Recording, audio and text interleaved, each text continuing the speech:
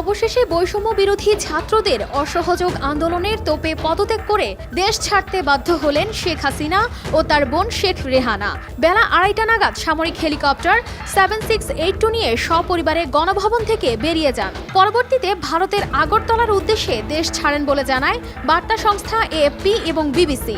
সূত্র জানায়, দেশ ছাড়ার আগে হাসিনা একটি ভাষণ রেকর্ড করে যেতে চেয়েছিলেন, কিন্তু সেই সুযোগ তিনি পাননি। এছাড়া সোমবার বিকেল 4টা নাগাদ সেনাপ্রধান জেনারেল ওয়াকারুজ্জামান প্রধানমন্ত্রীর পদত্যাগের বিষয়টি সংবাদ মাধ্যমে দ্য ব্রিফিংয়ে নিশ্চিত করেন। আমরা একটা সুন্দর আলোচনা করেছি।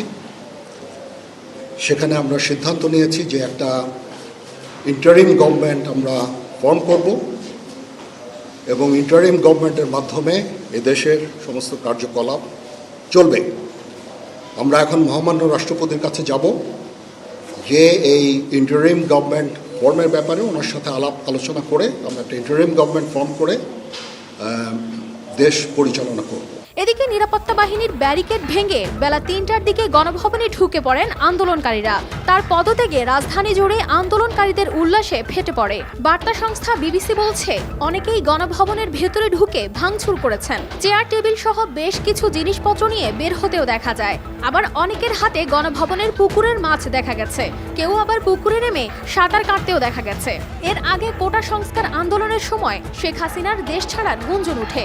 এতে তীব্র প্রতিবাদ জানিয়ে তিনি বলেছিলেন, তিনি শেখ মুজিবের কন্যা, দেশ ছাড়ার পাত্রী নন। কানিস ফাতেমা শিমু, RTV।